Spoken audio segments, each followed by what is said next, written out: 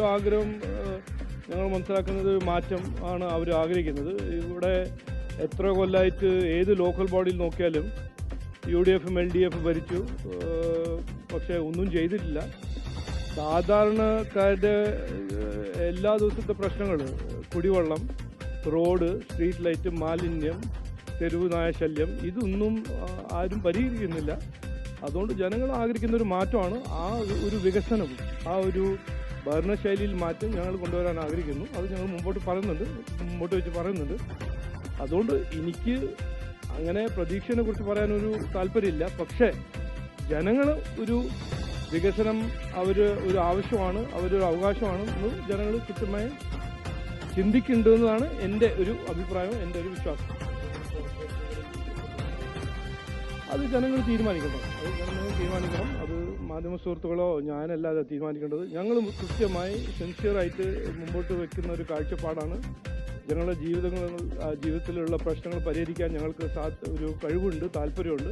ഞങ്ങൾക്കൊരു അവസരം തരണം. കാരണം എത്രയോ കൊല്ലമായിട്ട് ഈ എല്ലാ ലോക്കൽ ബോഡിയിലും കുത്തിയിരുന്ന് LDF UDF ഒന്നും ചെയ്തിട്ടില്ല. എവിടെ നോക്കിയാലും, കുന്നംകുളം നോക്കിയാലോ, ഗുരുവായൂർ നോക്കിയാലോ, തൃശ്ശൂർ നോക്കിയാലും, ഇത് എത്ര കൊല്ലം ഭരിച്ചു. എന്നിട്ട് ഇന്നും അതേ പ്രശ്നങ്ങൾ ഇന്നും പരിഹരിക്കാണ്ട് നിൽക്കുന്നു. തെരുവുനായ ശല്യമാണോ, മാലിന്യമാണോ, സുവേജ് ആണോ, ഡ്രെയിനേജ് ആണോ, റോഡാണോ, സ്ട്രീറ്റ് ലൈറ്റ് ആണോ, ഒന്നും പരിഹരിച്ചിട്ടില്ല. അപ്പോൾ ജനങ്ങൾ അവസരം കൊടുത്തു UDF LDF. ഇനി ഞങ്ങൾക്കൊരു അവസരം തരുന്നതാണ് ഞങ്ങളുടെ ഒരു അഭ്യർത്ഥന.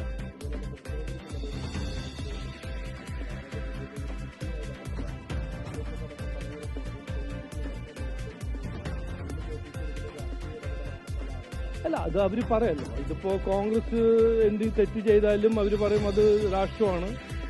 LDF തെറ്റ് ചെയ്താൽ അവർ പറയും വീഴ്ചയാണ്, രാഷ്ട്രമാണ്. ശബരിമല കൊള്ളതിനെ കുറിച്ച് എന്താണ് ബഹുമാനപ്പെട്ട മുഖ്യമന്ത്രി പറഞ്ഞ് വീഴ്ചയാണെന്ന്. 4.5 കിലോ സ്വർണം കട്ടുകൊണ്ടുപോകുമ്പോൾ അത് ഒരു അഭിപ്രായ വ്യത്യാസമായിട്ട് കണ്ടാൽ മതി. അവർ കൊള്ള ചെയ്യുമ്പോൾ അതൊരു വീഴ്ചയാണ്. ED എന്നൊരു പ്രൊഫഷണൽ ഇൻവെസ്റ്റിഗേറ്റീവ് ഏജൻസി എന്തെങ്കിലും ഒരു നോട്ടീസ് അയക്കുമ്പോൾ അത് രാഷ്ട്രമാണ്. പക്ഷേ ഇതെല്ലാം നമുക്ക് കൃത്യമായി മനസ്സിലാക്കേണ്ട ഇഷ്യൂ ആണ്. 2100 കോടി എന്തിന് ലണ്ടനിൽ അവർ റേസ് ചെയ്തു? എന്തുകൊണ്ട് ഇവിടെ ഇന്ത്യൻ ബാങ്ക് വഴി അവർ കാശ് റേസ് ചെയ്തില്ല? 9.5% ഇൻട്രസ്റ്റും ഫോറിൻ എക്സ്ചേഞ്ച് റിസ്ക് എടുത്ത് ഇതെല്ലാം ജനങ്ങളുടെ തലയിൽ കയറ്റി വയ്ക്കുന്ന ഒരു കാര്യമല്ലേ. പിന്നെ 22 കോടി കമ്മീഷൻ ആർക്ക് കൊടുത്തു?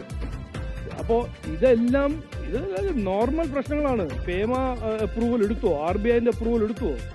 ഇതെല്ലാം ചോദിക്കുമ്പോൾ രാഷ്ട്രം എന്ന് പറഞ്ഞ് ഓടരുത്. നിങ്ങൾ അതിന്റെ മറുപടി തരിക. ഇതല്ലേ ഒരു സർക്കാരിലിരിക്കുന്ന ഒരു മുഖ്യമന്ത്രിന്റെ ഉത്തരവാദിത്വമല്ലേ?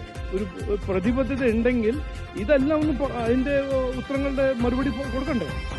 ഇതല്ലാണ്ട് രാഷ്ട്രം എന്ന് പറഞ്ഞ് ഒളിച്ചു നടക്കുന്ന കാര്യം ഞങ്ങൾ സമ്മതിക്കില്ല. കാരണം ഇത് പാർട്ടി ഫണ്ടല്ല, ഇത് CPMന്റെ ഇന്റേണൽ മാറ്റർ അല്ല, ജനങ്ങളെ തലയിൽ വെച്ച് കെട്ടുന്ന ഒരു കടമാണ്.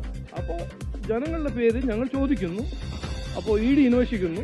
അങ്ങനെ ഒന്നും ഇല്ലെങ്കിൽ പിന്നെ എന്താ പേടി? എന്തോ അല്ല, മൊത്തം അന്വേഷിക്കുന്നു. എത്രയോ പ്രശ്നങ്ങളാണ്. ഞാൻ പറഞ്ഞില്ലേ, എന്തിനാണ് ലണ്ടൻ പോയിട്ട് ഈ കാശ് റേസ് ചെയ്യുന്നത്? മറ്റ് സംസ്ഥാനങ്ങൾ അവിടെ പോകുന്നുണ്ടോ? എന്താ എല്ലാവരും ഇന്ത്യൻ ബാങ്കിൽ നിന്നല്ല കാശ് എടുക്കുന്നത്? ബോണ്ട് എല്ലാ സ്റ്റേറ്റ് ഫണ്ട് റേസ് ചെയ്യുന്നുണ്ടല്ലോ. അവർ ഇന്ത്യൻ ബോണ്ട്സ് ആണല്ലോ റേസ് ചെയ്യുന്നത്. ഇത് എന്തുകൊണ്ട്? എന്താണ് ഇതിൻ്റെ താല്പര്യം? ഇതിൻ്റെ പിന്നിൽ എന്തായിരുന്നു ഒരു ആലോചന? എന്തായിരുന്നു ചിന്ത? എന്തായിരുന്നു അതിൻ്റെ സ്ട്രാറ്റജി? ഒന്ന് പറയണം. ഇതുവരെ ഒന്നും പറഞ്ഞിട്ടില്ലല്ലോ. അതൊരു ചോദ്യമല്ലേ, ഒരു ലെജിറ്റിമേറ്റ് ചോദ്യമല്ലേ? അതിൻ്റെ ഒരു ഉത്തരം തരണം. ഒരു സർക്കാരിൻ്റെ കടമയാണ്, ഡ്യൂട്ടിയാണ് ഇത് പറയാൻ. ജനങ്ങൾ ചോദിക്കുമ്പോൾ ഓടിപ്പോവല്ല ചെയ്യേണ്ടത്, ഒളിച്ചു പോവല്ല ചെയ്യേണ്ടത്. ഇതൊരു രാഷ്ട്രം. ഇത് ജനങ്ങളെ തലയിൽ കെട്ടി വെക്കുന്ന ഒരു കടമല്ലേ? അപ്പോൾ അതിനെക്കുറിച്ച് ചോദിക്കാൻ ഞങ്ങൾക്കൊരു അവകാശമില്ലേ? പറയണം. അങ്ങനെ ധൈര്യം ഉണ്ടെങ്കിൽ പറയണം.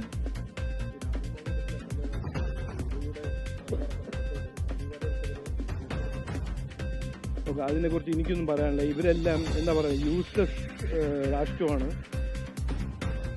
ഇതാണിപ്പോൾ കോൺഗ്രസിൻ്റെ രാഷ്ട്രീയം. ഇതിനെക്കുറിച്ച് ഞാൻ കൂടുതൽ പറയാൻ ആഗ്രഹിക്കുന്നില്ല. ജനങ്ങൾ കണ്ടതാണ്, മനസ്സിലാക്കിയതാണ്. പാലക്കാട് ജനങ്ങൾ ഏറ്റവും വിഷമത്തിലാണ്. കാരണം ഒരു മെട്രോ ശ്രീധരൻ എന്ന കാൻഡിഡേറ്റ് മത്സരിച്ചപ്പോൾ അദ്ദേഹത്തിന് ഇവരെ തോൽപ്പിച്ച് ഈ പോലെ ഇങ്ങനത്തെ പോലെ MLA-മാരാണ് തലക്കയറ്റി വെച്ചിട്ടുള്ളത്. അപ്പോൾ ഇന്ന് ഏറ്റവും റിഗ്രറ്റ് ആർക്കെങ്കിലും ഉണ്ടെങ്കിൽ പാലക്കാട് ജനങ്ങളാണ്. കാരണം അവരുടെ MLA ഇങ്ങനത്തെ ഒരു MLA ആയിരുന്നു തല വെച്ച് കെട്ടിയിരിക്കുന്നത് കോൺഗ്രസ്. അതിപ്പോൾ ഇതാണ് കോൺഗ്രസിന്റെ രാഷ്ട്രീയം. ഞങ്ങൾ വികസനം എന്ന് പറയുമ്പോൾ ഇതാണ് കോൺഗ്രസിന്റെ രാഷ്ട്രീയം. പിന്നെ മറ്റേ വശത്ത് LDF-ന്റെ രാഷ്ട്രീയം നമുക്ക് മനസ്സിലാവുന്നുണ്ടല്ലോ, അവരുടെ അഴിമതിയും ശബരിമലേന്റെ കൊള്ളയും. അപ്പോൾ ഇതാണ് 3 ചോയ്സ്. ഈ ഇലക്ഷനിൽ 3 ഓപ്ഷൻസ് ജനങ്ങളുടെ മുമ്പിൽ ഉള്ളതാണ്. BJP NDA വികസനത്തെ കുറിച്ച് പറയുന്നു. ഈ മറ്റ് 2 പാർട്ടി വിവാദങ്ങളും സ്ത്രീ പീഡനമുള്ള MLA-മാരും ശബരിമല കൊള്ള ചെയ്യുന്നതും കിഫ്ബിയിൽ കൊള്ള ചെയ്യുന്ന പാർട്ടികളാണ്. ഇതാണ് 3 ഓപ്ഷൻസ് ജനങ്ങളുടെ മുമ്പിൽ. അത് കണ്ട്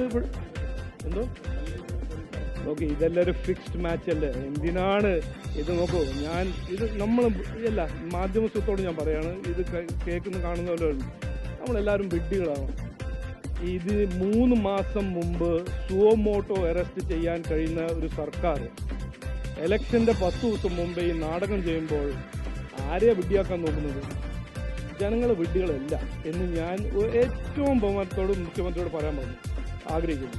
ആ സമയമെല്ലാം കഴിഞ്ഞു. ഈ ഓരോരോ ശ്രദ്ധ തിരിക്കാൻ ഓരോരോ നാടകങ്ങൾ അതിന് തമ്മിൽ. ഈ ഇലക്ഷനിൽ പ്രധാനപ്പെട്ട ഇഷ്യൂസ് എന്താണ്? നിങ്ങൾ ഭരണം, നിങ്ങൾ എന്ത് ചെയ്തു, എന്ത് ചെയ്തില്ല, ഇതാണ് ജനങ്ങൾ ചോദിക്കുന്നത്.